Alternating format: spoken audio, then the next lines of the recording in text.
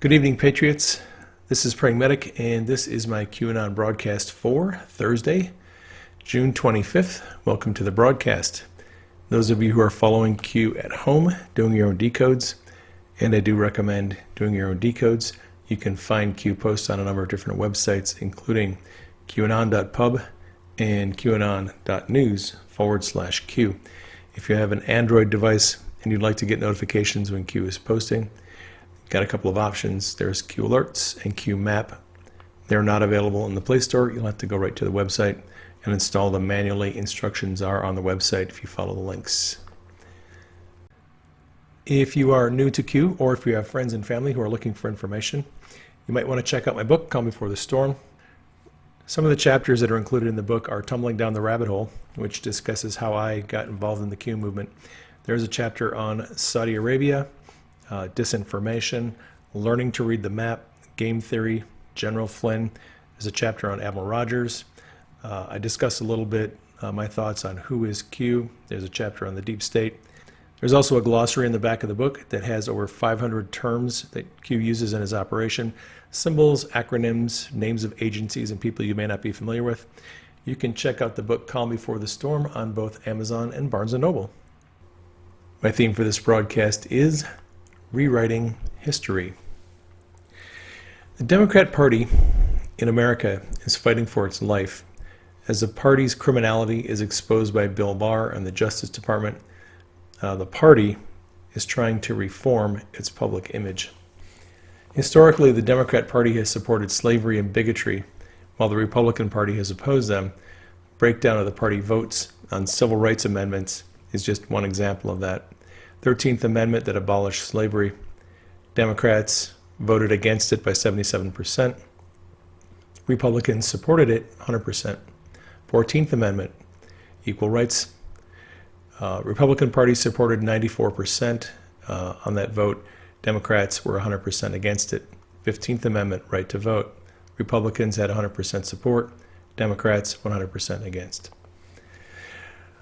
Once they were free from plantations, the Democrat Party designed modern plantations that would keep blacks enslaved for future generations. High-rise government housing in the urban areas. Modern plantations provide a minimum standard of living, create dependence on the state, and they guarantee the black vote every 4 years. Well, at least they did until this year. The Democrat Party has hijacked by radicals in the last few years. Its current issues are establishing a socialist superstate, reducing greenhouse gases, eliminating plastic straws, and ensuring the correct use of gender pronouns. By comparison, President Trump is offering every American, regardless of their race, an opportunity to make their dreams come true. Trump is demolishing the Democrats' urban plantations through the creation of inner-city opportunity zones with the help of senators like Tim Scott. Their response to the president's agenda is not to develop a better economic plan. They're trying to rewrite history so that everyone forgets their support of racism and bigotry. The Democrats, if they're going to rewrite history, they're going to have to remove cultural relics that remind the world of their view toward blacks, their historic view. That effort is being aided by groups like Black Lives Matter. The reemergence of the group Black Lives Matter in 2020 was a predictable event, just like Punxsutawney Phil, the groundhog who pops out of his hole every year on February 2nd.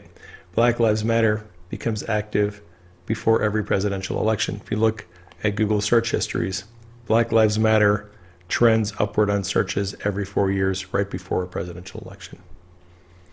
According to people who would know, George Soros is using Black Lives Matter to accomplish his agenda, the creation of a global nation-state without international borders and only one political party.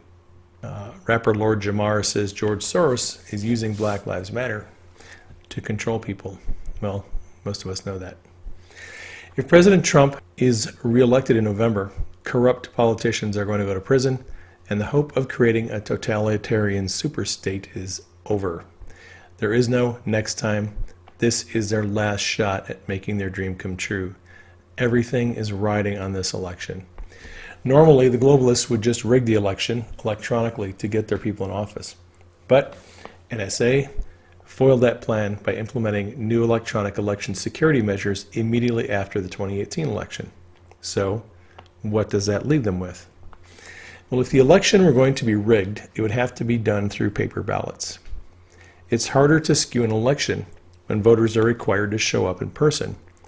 But there is the option of vote by mail. Vote by mail became the only viable option to get the desired election outcome. The coronavirus was hyped by the media as an existential threat. It crashed the stock market. It caused lockdowns. Self-quarantine was pushed by celebrities as the responsible thing to do, which aided in the lockdowns.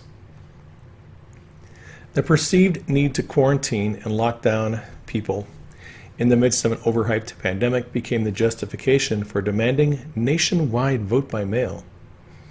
And of course, votes cast by mail are a lot easier to manipulate. President Trump has not been silent about his view on vote by mail. He tweeted this out on the 22nd, rigged 2020 election. Millions of mail-in ballots will be printed by foreign countries and others. It will be the scandal of our times. Q responded, posted a link to the president's tweet. Is this about the virus or the election? Manipulated polls meant to legitimize rigged election results. The election was not rigged. All the polls demonstrated Biden's clear lead across the country, as an example. So we've been seeing all these fake polls coming out, showing that Joe Biden is leading President Trump in most states. And they're the same kind of polls that they did in 2016. They had to give Hillary Clinton favorable poll numbers because they were planning on rigging the election. And you can't rig an election and not cause public suspicion if the person who wins the election was actually behind in the polls, right? So they rig the polls, they create fake polls to make it appear as if their candidate is actually leading when they're not. And then if they can rig the election results mimic what the polls were predicting. So Q writes here, what happens if China successfully duplicates, clones, select ballots in battleground states? What happens if coordination exists with select states to deliver printing and paper ballot recipes, in brackets secrets, to select F foreign adversaries? Nothing to lose, logical thinking, Q. There was a news article that came out about some ballots that were printed by a local printer. There was like 500 of them. And they were going out without any Republican candidates on the ballots. All the candidates were Democrats. When it was discovered, everyone involved, the local officials, the printer, everyone said, oh, it's a human error, it's a mistake. That wasn't supposed to happen. Well, my wife has worked in the printing business and we publish and print books. And we know that if you are a printer and you accept a job, you accept a contract to print out ballots, you're going to send a proof to your client, and they're going to have to approve that proof that shows everything and exactly how it's going to look when it's printed. So somebody had to approve that proof, and either they didn't send one or they sent one and it was approved the way it was, and they sent out these ballots with no Republican candidates. So human error is not really a good excuse for that kind of thing, and Q and the president have been hinting that we're going to see more of that as time goes on. Q then posted a quote from George Orwell from the book 1984. Every record has been destroyed or falsified, every book rewritten, every picture has been repainted, every statue and street building has been renamed, every date has been altered, and the process is continuing day by day and minute by minute. History has stopped. Nothing exists except an endless present in which the party is always right. George Orwell, 1984. Sound familiar? Q. This Anon replied with another quote from the same book. Now I will tell you the answer to my question. It is this. The party seeks power entirely for its own sake. We are not interested in the good of others. We are interested solely in power, pure power. What pure power means, you will understand presently. We are different from the oligarchies of the past in that we know what we are doing. All the others, even those who resembled ourselves, were cowards and hypocrites. The German Nazis and the Russian communists came very close to us in their methods, but they never had the courage to recognize their own motives. They pretended, perhaps they even believed, that they had seized power unwillingly and for a limited time, and that just around the corner there lay a paradise where human beings would be free and equal. We are not like that. We know that no one ever seizes power with the intention of relinquishing it. Power is not a means, it is an end. One does not establish a dictatorship in order to safeguard a revolution. One makes a revolution in order to establish the dictatorship. The object of persecution is persecution. The object of torture is torture. The object of power is power. Now you begin to understand me.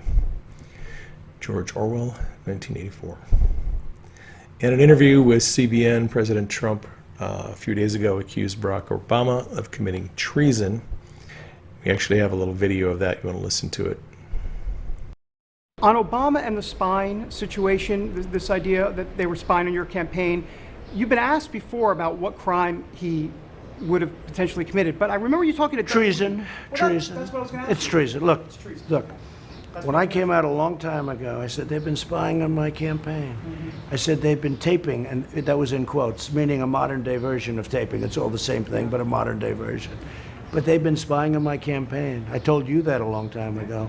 Turned out I was right. Let's see what happens to him now. Durham is, I never met Durham because I want to stay out of it because otherwise it's going to look political. But Durham, as you know, is a highly respected person. And Bill Barr is doing a great job as Attorney General. Let's see what they come up with. But they don't have to tell me. All I have to do is read the papers, the insurance policy.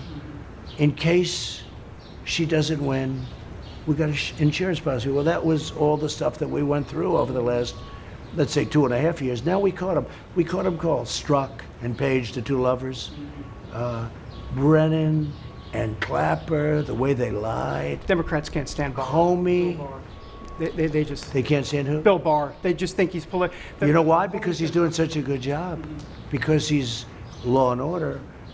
But he's got them in his crosshairs.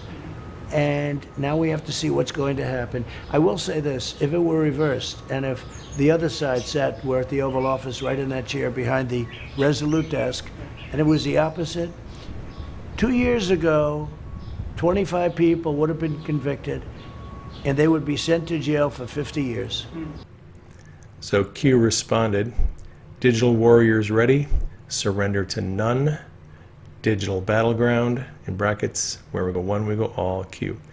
Going to be hearing a lot more about this. I have another video coming out shortly on Q's current post. It has a lot more to say about this. So Anon responded, take a meme, leave a meme. This is how Anons pass out ammo. That is what it's all about. There's a very specific reason why meme warfare is being used. And like I said, I'll cover that in the next video. Q responded to the Anon, memes prep, music prep, organize, unite, prepare, Q. There is an organized effort going on right now on social media. You'll learn more about that in the next video. And Anon posted this extremely damaging piece on Democrats and nursing home deaths. Seema Verma, the administrator for the Centers for Medicare and Medicaid Services, said that Democrat governors originally issued guidance that contradicted federal guidelines for nursing homes battling the coronavirus pandemic. They were telling nursing homes to accept patients who were COVID positive, and the federal guidelines said that is actually not a good idea, right? So Q responded to that, use this topic as target practice. Test your strengths, know your weaknesses, adapt, overcome, Q. There are certain topics out there that are in the news right now, and Q is trying to get us trained and equipped so that we can battle the mainstream's narrative on those issues. All right, and Q is going to say more about this in the next video. So I'm teasing you here a little for a good reason, because there is a lot that came out over the last day or two that's not in this video, but it'll be in the next one. All right, so my take on this article with Seema Verma is this. The crux of the issue regarding governors requiring nursing homes to accept COVID patients is whether or not the facilities had the ability to care for the patient's condition. Nursing homes routinely accept transfers of very sick people.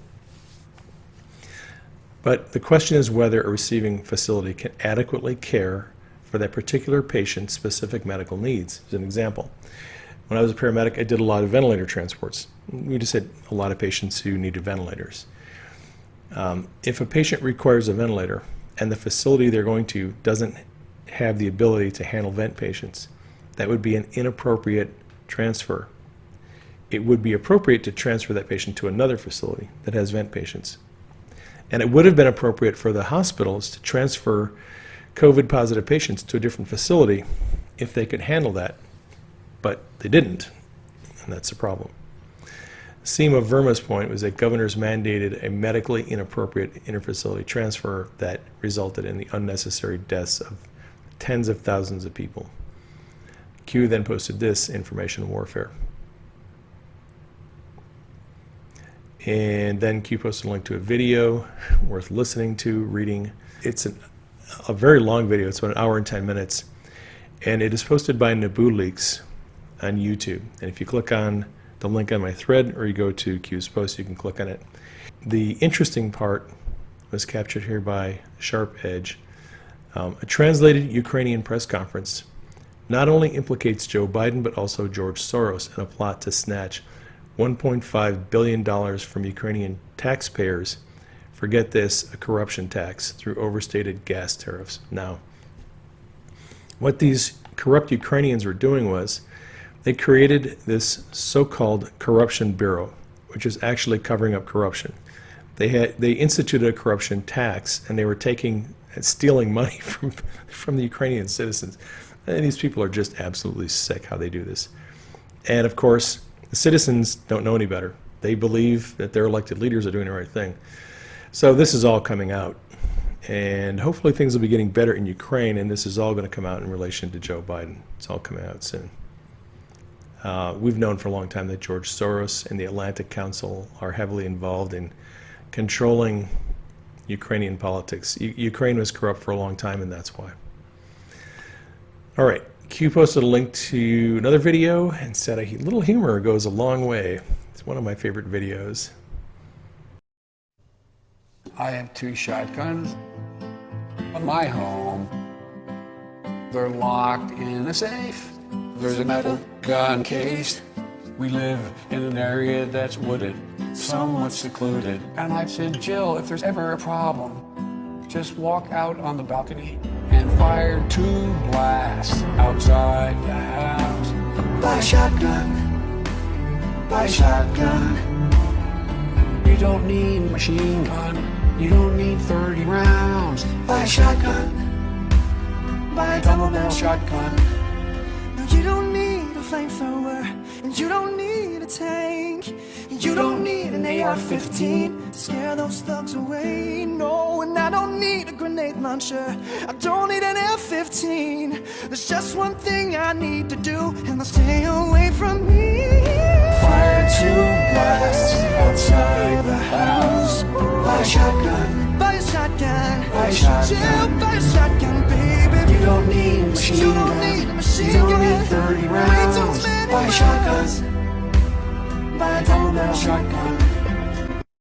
All right, then we have this from John Solomon, Just a News. It is in relation to some memos that were released that talk about the Biden-Ukraine scandal and the Southern District of New York U.S. Attorney's Office. The memos showed that well before Ukrainian prosecutors reached out to Rudy Giuliani in 2019 to talk about the Bidens and alleged 2016 election interference, they first approached Berman's office, SDNY, in October of 2018 via another American lawyer. The memos show Little Rock, Arkansas lawyer Bud Cummins, former U.S. attorney himself, reached out at least 5 times in October of 2018 to Berman, seeking to arrange a meeting with then Ukrainian prosecutor General Yuri Lutsenko. Lutsenko wanted to confidentially share with federal prosecutors in New York evidence he claimed to possess that raised concerns about the Bidens' behavior as well as alleged wrongdoing in the Paul Manafort corruption case. And of course, all those attempts were ignored. That's why Lutsenko ultimately ended up reaching out to Rudy Giuliani, because nobody would listen to him. So Q posted a link to that article by John Solomon. Timing of the video release, 4500. That's talking about this video here where the Ukraine is having this press conference and it's translated into English, right? That's dropped 4500. That's what Q is talking about here, 4500. And Berman's termination. Right? So the video comes out immediately after Berman leaves SDNY. Coincidence? I don't think so. You cannot attack your political opponent. So Q has been warning us for a long time that people running for president in 2020 would be running as cover so that they could not be prosecuted. The doubters will soon be believers, years in the making, Q. Joe Biden's campaign is quickly turning into a dumpster fire. All right, one of the Anons posted this. Jeff Jensen, who is a U.S. attorney for Eastern District of Missouri, who has been given charge of investigating the Mueller investigation, and he's been releasing documents regarding General Flynn to his Flynn's legal team. He provided some information. It's regarding some notes that were written by Peter Strzok around the time of that January 5th meeting with Barack Obama. The notes that came out coincided with the D.C. Circuit Court's orders to drop the case against General Flynn. So D.C. Circuit Court 3-judge panel ruled that Emmett Sullivan is supposed to drop the case against General Flynn. And of course, Judge Sullivan is not really wanting to go along with that order from the court. And then Q responded, the People's General, soon, 3 stars, Q, right? General Flynn is a 3-star general. Back to the notes about Peter Strzok. Notes from January 4th. This is from Technofog. And actually, General Barr was in Attorney General Barr, was interviewed with Ted Cruz this morning, and he confirmed that these notes were actually from the 5th, January 5th. The discussion was among Obama, Comey, Yates, Biden, and Susan Rice. Biden brought up possibly prosecuting Flynn for violating the Logan Act. This is the incoming National Security Advisor. It's just the dumbest thing in the world. But the notes from Strzok say that Biden brought it up. Obama, according to Strzok, said we need to have the right people on the Flynn case. And Comey, his analysis of the Flynn-Kislyak call was that it appears legitimate. Then Q posted a link to Technofog's tweet. We have the flag, definition of patriot and traitor. And then Q says they never thought she would lose. Careless, Q. Technofog going back to these, putting the notes in context. On the 4th, January 4th, FBI Washington Field Office recommended closing Crossfire Razor. That was their counterintelligence investigation against General Flynn because they had no derogatory information on Flynn. So they're going to close the investigation of Flynn on January 4th. Then January 5th, they had the meeting in the White House, and that's when these notes from Strzok came out. They were from the 5th. We have this tweet from the Black Lives Matter Toronto co-founder. She said she was asking Allah for strength not to cuss or kill these men and white folks out here today. Q posted a link to that tweet. And then we have this graph here which shows the upticks of searches for Black Lives Matter every 4 years. Worth remembering what happens when racists are running a supposed anti-racist organization. Hatred, violence, destruction, murder, division pushed every election, every 4 years. Why? Political advantage to one party over another? What if Democrats never let go post-Civil War? What if they simply implemented a new form of control? Ownership. Modern plantations. Knowledge is power. Take ownership of yourself, your life, in brackets, Q. A link to a YouTube video, and then Q asks, did you see the noose, in quotes, used to close the garage door at the 53-second mark in the video? And that is about this video. And let me flip this ahead to 53 seconds. You can see as the camera pans past the garage, there is a rope, the garage pull handle right there. You can see it hanging down. And Last Refuge did a deep dive on this. There's the rope. Now that video is from last year, where you could see that rope hanging there. This year, interesting, all the other garage doors had these long ropes hanging down. Garage 4, no rope hanging down, it's cut off. And this is Bay 4, where Bubba Wallace, his car was parked, and there was supposedly a noose found inside the garage. Right, you can see it right there in the picture. The FBI actually came out with a statement saying that there was no crime. It was a mistake. It was a misunderstanding. The so-called noose had been in the garage stall since October of 2019. So we can close the chapter on that controversy. The Pentagon's top technology official and his deputy are resigning next month. Q posted a link to that article. More coming. Senior, in brackets. Remember your oath. Q. And then we have this. Q posted a meme.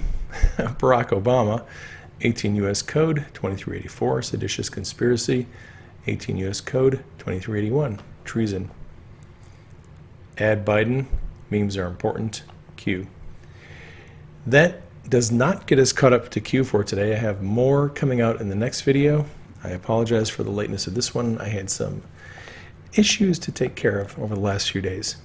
Please keep me and Denise in prayer. Please keep Q and the team in prayer. Keep the president in prayer. Keep the military and the Secret Service in prayer. I love you all. Take care, and I will get the next broadcast out as soon as I can.